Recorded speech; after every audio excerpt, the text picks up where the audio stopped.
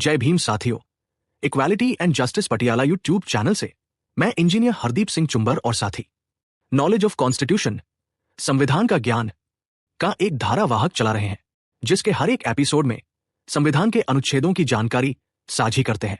आज आप भारत के संविधान का अध्याय 5 संघीय न्यायपालिका की वीडियो देखेंगे।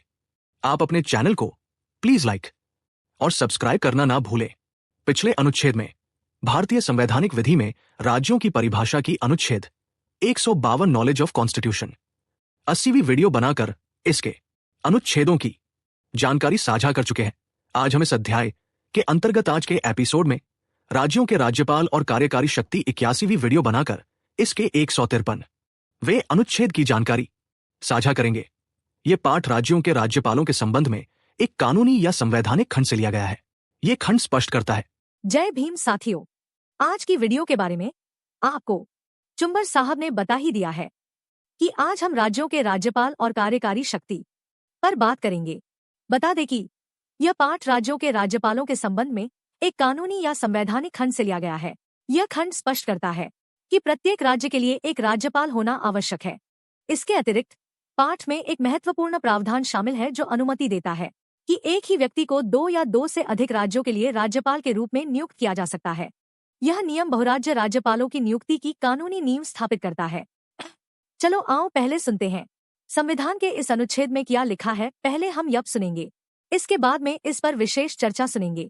भारत के संविधान का अध्याय 5 संघीय न्यायपालिका का अनुच्छेद 153 राज्यों के राज्यपाल प्रत्येक राज्य के लिए एक राज्यपाल होगा। 6 परंतु इस अनुच्छेद की कोई बात एक ही व्यक्ति को 2 या अधिक राज्यों के राज्यपाल के रूप में नियुक्त करने से नहीं रोकेगी।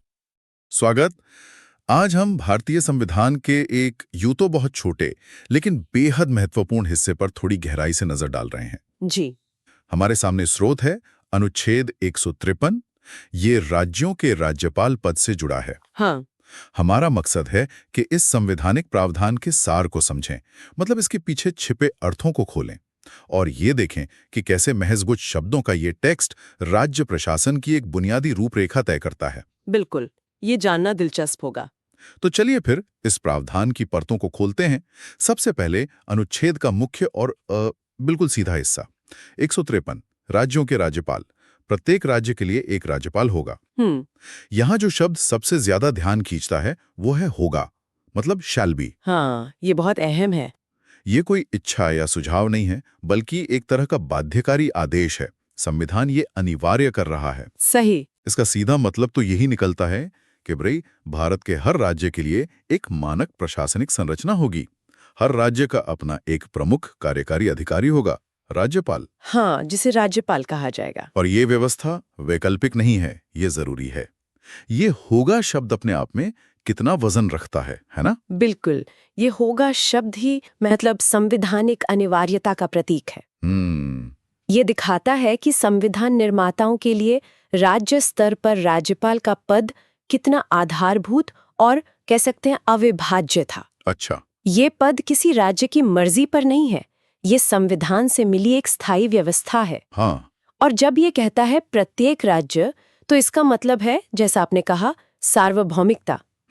हर राज्य। हाँ, हर राज्य, चाहे वो कितना भी बड़ा हो या छोटा, कहीं भी हो, नया हो या पुराना, ये नियम सब पर एक जैसा लागू होता है। अच्छा। ये हमारे संघीय ढांचे में एक रूपता लाता है, ये भी जरूरी बात है। सही। हालांकि ये बात सही है कि ये पंक्ति राज्यपाल की शक्तियों या उनके कामों का जिक्र नहीं करती, लेकिन ये एकदम साफ तौर पर राज्य स्तर पर एक एकल औपचारिक प्रमुख की भूमिका स्थापित करती है। ये सिर्फ एक पद का नाम नहीं है, ये राज्य की संवैधानिक पहचान का एक हिस्सा है एक तरह से। हाँ, और शायद ये आधारशिला रखता है आगे के अनुच्छेदों के लिए, जहाँ फिर शक्तियां और कार्य बताए जाते होंगे। बिल्कुल, नींव यहीं से पड़ती है। लेकिन देखिए, इस मुख्य नियम के ठीक बाद स्रोत में हमें एक ब्रैकेटेड हिस्सा दिखता है। हाँ, वो परंतु। हाँ, जिसे परंतु की अंग्रेजी में प्रोवाइजो कहते हैं। इसे पढ़ते हैं, परंतु इस अनुच्छेद की कोई बात एक ही व्यक्ति को 2 या अधिक राज्यों के लिए राज्यपाल नियुक्त किए जाने से निवारित नहीं करेगी। हाँ। अब परंतु का काम ही यही होता है ना, कि वो मुख्य नियम में कोई शर्त जोड़ दे या कोई स्पष्टीकरण या सबसे महत्वपूर्ण एक अपवाद। सही, एक एक्सेप्शन। तो यहाँ ये उस नियम पर कि हर राज्य का अपना राज्यपाल होगा, एक विशेष छूट या एक संभावना जोड़ रहा है। सही कहा। ये परंतु देखा जाए तो मुख्य नियम की जो कठोरता है उसे थोड़ा नरम करता है और एक महत्वपूर्ण लचीलापन मतलब फ्लेक्सिबिलिटी देता है। लचीलापन। हाँ, सोचिए ना, पहला वाक्य एक सीधा सिद्धांत बना रहा है, एक राज्य एक राज्यपाल। लेकिन दूसरा हिस्सा ये परंतु कहता है रुकिए, कुछ खास स्थितियों में इस नियम से हटा जा सकता है। अच्छा। एक ही व्यक्ति को 2 या उससे भी ज्यादा राज्यों का जिम्मा सौंपा जा सकता है। ठीक है। अब सवाल ये उठता है कि संविधान बनाने वालों ने इस लचीलेपन की गुंजाइश क्यों रखी होगी? स्रोत हमें इसका सीधा जवाब तो नहीं देता, पर हम कुछ अनुमान लगा सकते हैं संवैधानिक सिद्धांतों और व्यवहारिक जरूरतों के आधार पर। क्या वजह हो सकती है?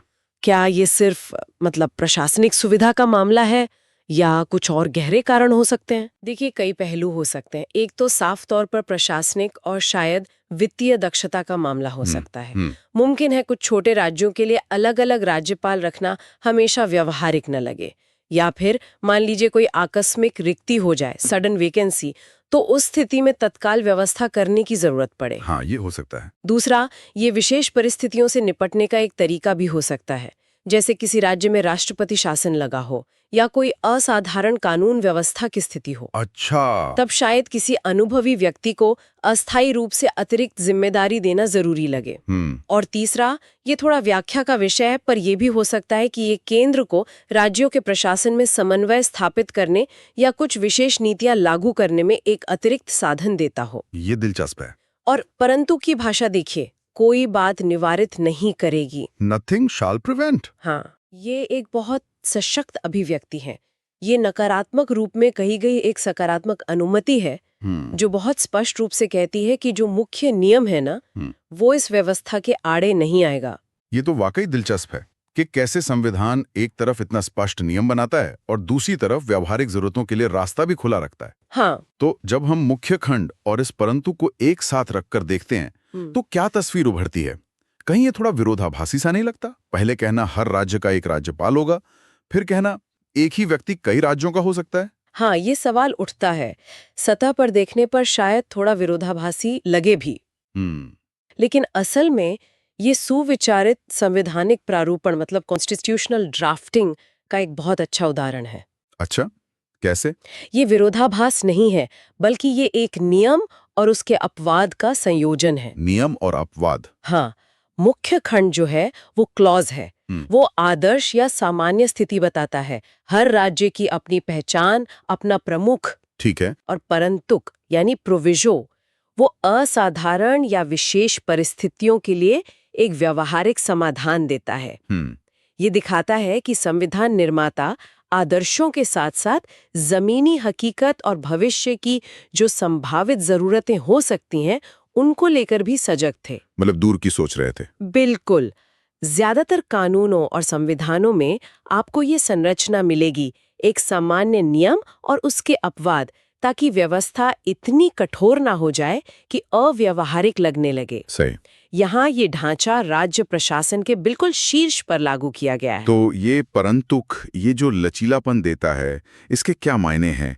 जब एक ही व्यक्ति 2 या ज्यादा राज्यों का राज्यपाल होता है, तो ये राज्यपाल की भूमिका के बारे में हमें क्या बताता है? क्या ये इशारा करता है कि भूमिका ज्यादातर औपचारिक सी है या मानकीकृत है, जिसे एक व्यक्ति कई जगहों पर निभा सकता है?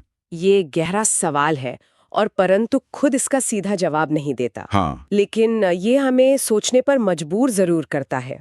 अगर एक व्यक्ति मान लीजिए प्रभावी ढंग से 2 या अधिक राज्यों के संवैधानिक प्रमुख की भूमिका निभा सकता है, तो इससे कुछ अनुमान तो निकाले ही जा सकते हैं। जैसे कि पहला, जैसा आपने कहा, हो सकता है कि राज्यपाल के कई कार्य मानकीकृत हो, स्टैंडर्डाइज्ड हो, जो ज्यादातर केंद्र के निर्देशों या स्थापित प्रक्रियाओं के अनुसार चलते हों। अच्छा। जिससे एक व्यक्ति के लिए कई राज्यों में उन्हें लागू करना संभव हो जाता हो।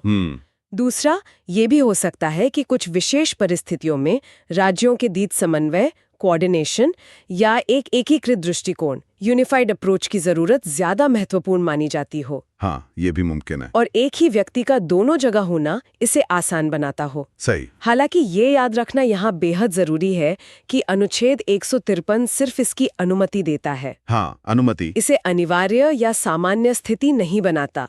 ये एक विकल्प है, नियम नहीं। और ये विकल्प कब और क्यों इस्तेमाल किया जाता है, ये अपने आप में एक अलग विश्लेषण का विषय होगा। बिल्कुल। जो शायद राजनैतिक और प्रशासनिक वास्तविकताओं पर निर्भर करता होगा, जिसका जिक्र इस अनुच्छेद में तो है नहीं। बिल्कुल नहीं है। इस परंतु का वास्तविक उपयोग कैसे होता है? क्या ये केवल अस्थायी व्यवस्था होती है या कभी-कभी लंबी अवधि के लिए भी? किन राज्यों के संयोजन में इसका ज्यादा उपयोग होता है? इसके पीछे के राजनीतिक या प्रशासनिक तर्क क्या होते हैं? हाँ, ये सब सवाल हैं। ये सब सवाल अनुच्छेद 153 के दायरे से बाहर हैं। लेकिन ये दिखाता है कि कैसे संविधान का एक छोटा सा प्रावधान भी व्यवहार में कई जटिल प्रश्न खड़े कर सकता है। ये अनुच्छेद केवल संरचनात्मक संभावना को खोलता है और ये हमें ये भी सोचने पर मजबूर करता है कि क्या इस लचीलेपन का कभी दुरुपयोग भी हो सकता है, या क्या ये हमेशा प्रशासनिक सुगमता के लिए ही होता है? ये सवाल महत्वपूर्ण है। हाँ, पर ये सवाल सिर्फ इस टेक्स्ट को पढ़कर नहीं सुलझते, पर ये टेक्स्ट ही इन सवालों की बुनियाद रखता है। तो अगर हम इस पूरी चर्चा को समेटें तो अनुच्छेद 153 से हमें क्या मुख्य बातें पता चलती हैं? इसका सार क्या है? मेरे विचार में इसके दो मुख्य सार हैं। बताइए। पहला और सबसे बुनियादी, भारत के संघीय ढांचे में प्रत्येक राज्य के लिए राज्यपाल का पद एक संवैधानिक अनिवार्यता है। हाँ, ये तो स्पष्ट है। वो राज्य की कार्यकारी शक्ति का औपचारिक प्रमुख होगा। ये पद वैकल्पिक नहीं है। ठीक। और दूसरा, संविधान एक व्यवहारिक लचीलापन भी प्रदान करता है, जिसके तहत विशेष परिस्थितियों में एक ही व्यक्ति को एक से अधिक राज्यों के राज्यपाल के रूप में नियुक्त किया जा सकता है। ये लचीलापन मुख्य नियम का अपवाद है। तो संक्षेप में कहें तो अनुच्छेद 153 राज्यपाल पद के अस्तित्व को, एग्जिस्टेंस को और उसकी नियुक्ति के संभावित दायरे को, यानी सिंगल वर्सेस मल्टीपल स्टेट्स, परिभाषित करता है। हाँ, ये शक्तियों या कार्यों या योग्यताओं या हटाने की प्रक्रिया की बात नहीं करता। नहीं, वो सब बाद के अनुच्छेदों में आते हैं। हाँ, वो सब बाद में है। ये अनुच्छेद सिर्फ ये सुनिश्चित करता है कि हर राज्य में ये पद होगा, और ये बताता है कि नियुक्ति का दायरा कैसा हो सकता है। ये एक तरह से जैसे राज्य की संवैधानिक मशीनरी में एक पुर्जा फिट करने जैसा है। ये बताने जैसा है कि यहाँ एक गवर्नर होगा। बिल्कुल सही कहा आपने। ये उस मशीनरी का पहला नक्शा है। संवैधानिक व्यवस्था में किसी भी संस्था या पद की शक्तियों और कार्यों को परिभाषित करने से पहले उसके अस्तित्व और उसकी मूल संरचना को स्थापित करना होता है। हाँ, ये तो है। अनुच्छेद 153 ठीक यही महत्वपूर्ण कार्य करता है। ये राज्यपाल के पद को भारतीय संवैधानिक परिदृश्य में मजबूती से स्थापित करता है और उसकी नियुक्ति से संबंधित एक महत्वपूर्ण लचीलेपन की गुंजाइश भी बनाता है। ये दिखाता है कि संविधान सिर्फ नियमों का संग्रह नहीं है, बल्कि एक जीवंत दस्तावेज है जो सिद्धांतों और व्यावहारिकता के बीच संतुलन बनाने की कोशिश करता है। आज की इस बातचीत से ये तो एकदम साफ है कि संविधान का एक छोटा सा, महज 2 वाक्यों का अनुच्छेद भी कितनी गहराई और कितने मायने रख सकता है। हाँ, सच में। अनुच्छेद 153 राज्य प्रशासन की नींव का एक अहम पत्थर है, जो हमें नियम और उसके लचीलेपन दोनों की अहमियत समझाता है। निश्चित रूप से। यह हमें सिखाता है कि संवैधानिक भाषा कितनी सटीक और सारगर्भित हो सकती है। एक तरफ एक अकाट्य नियम है, प्रत्येक राज्य के लिए एक राज्यपाल होगा, और उसी के साथ एक महत्वपूर्ण व्यावहारिक छूट, एक ही व्यक्ति 2 या अधिक राज्यों के लिए नियुक्त किया जा सकता है। हाँ, ये संविधान की परिपक्वता को दर्शाता है कि आदर्शों को स्थापित करो, लेकिन साथ ही अप्रत्याशित या विशेष परिस्थितियों के लिए भी तैयार रहो। बिल्कुल। और अब जैसा कि हम हमेशा करते हैं, सुनने वालों के लिए एक विचार छोड़ जाते हैं जिस पर वे इस चर्चा के बाद सोच सकते हैं। हाँ, तो सोचने वाली बात यह है, हमने देखा कि परंतुक एक ही व्यक्ति को कई राज्यों का राज्यपाल नियुक्त किए जाने की अनुमति देता है। अपॉइंटेड। हाँ, नियुक्ति पर जोर है। हाँ। वाक्य का केंद्र बिंदु नियुक्ति है, परंतु इस अनुच्छेद की कोई बात एक ही व्यक्ति को 2 या अधिक राज्यों के लिए राज्यपाल नियुक्त किए जाने से निवारित नहीं करेगी। सही। तो सवाल ये है कि ये अनुच्छेद, जो मूल रूप से पद के अस्तित्व और दायरे जैसी संरचनात्मक बातें कर रहा है, उसमें शक्तियों या कार्यों की बजाय विशेष रूप से नियुक्ति शब्द पर इतना जोर क्यों दिया गया है? अच्छा सवाल है। क्या ये महज नियुक्ति की प्रक्रिया या प्रशासनिक व्यवस्था की बात है, या फिर इस संरचनात्मक अनुच्छेद में नियुक्ति पर ये फोकस राज्यपाल पद की प्रकृति के बारे में, या केंद्र राज्य संबंधों के बारे में, या संविधान के संघीय संतुलन के बारे में, क्या कोई गहरा सांकेतिक अर्थ रखता है जिसे और गहराई से समझने की जरूरत है? ये सवाल हमें अनुच्छेद 153 के शब्दों से परे सोचने को प्रेरित करता है। आपने चुंबर साहब का बनाया वीडियो पूरा सुना। साथियों, धन्यवाद। उम्मीद है इससे आपकी जानकारी बढ़ी होगी। इसके आगे के अनुच्छेदों पर अगली वीडियो में बात करेंगे। आप equality and justice Patiala YouTube channel के साथ जुड़े रहें। अगर आपको पसंद आए तो कृपया इसे लाइक, शेयर और कमेंट करें। हम रोजाना नॉलेज ऑफ कॉन्स्टिट्यूशन, संविधान का ज्ञान पर चर्चा करते हैं। अगर चाहते हैं कि आपके भाई, बहन और मित्रों को संविधान का ज्ञान हो तो कृपया इस वीडियो को उनके साथ साझा जरूर करें। आपके पास वीडियो पहुंचती रहे तो आप चैनल को सब्सक्राइब जरूर करें। अब हमें अनुमति दें। जय भीम, जय भारत, जय संविधान। Please take care your own self.